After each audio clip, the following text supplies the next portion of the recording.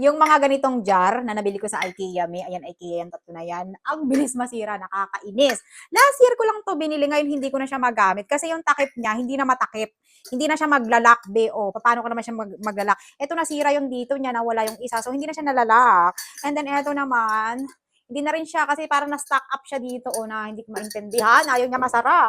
Tapos eto naman, yung maliit din, nawala naman yung nag-loose naman yung rubber niya kasi para masira yung rubber niya. So, hindi na rin siya matakpan, hindi na rin siya silid. So, sayang. Ayan o, mga IKEA yan o. Kaya, naku, hindi nakabibili ng ano to. Pero nangihinayang akong itapon o.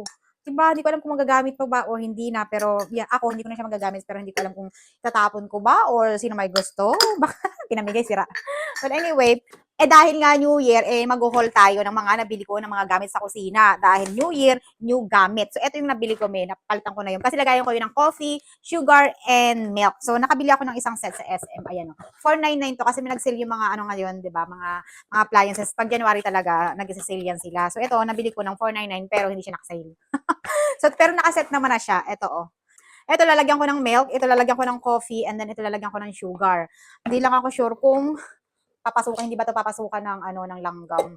O ito medyo magaan siya pero glass din naman siya. Hindi kasi yun heavy duty. Pero anyway, ayan, 499 set na siya na ganyan. And then the rest, magkano ba yung binayaran ko? So ano siya, nasa mga 2,000 pesos siya na mga pang-kusina. Kutsilyo. Eto, 299 siya, hindi rin siya naka-sale. Bakit ba yung asawa ko kumuha niya? Sabi ko, kunin niya yung 20% off. And then, bumili rin ako nito. Eto, naka-sale sila ng 20% off, yung pang ganito. Eto, nasa 329 siya ngayon, nasa mga 200 na lang. 200 plus. And eto, 20% off din ito, yung pang ano ng ano. Mas maganda kasi ito pagka nagluluto ka ng omelette, ayan, yung kapanggamit ni daddy, kasi siya yung nagluluto, pang omelette to. Yung nabebend siya. So, ito ay 349 plus naka 20% off siya. Ito, oh. And then, magandang brand kasi yan, matibay. And then, meron ako dito ang isang knife din na maliit. Ito, 250. Ayan. 250 siya, hindi siya naka-sale. Alin pa ba? Ito, bumili ko nito. Si daddy para bumili nito. Ano daw kami, matching daw kami. Pero, nung Christmas pa, siguro hindi nabenta. So, ito ay 379 pero 20% off. Dalawa siya. Pero nagamit na namin. So, parang cup siya na ganito. Oh. Clear lang siya.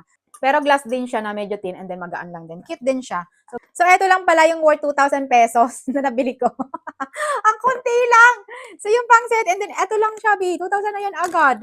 O di ba kamahal na talaga ng mga bilihin ngayon.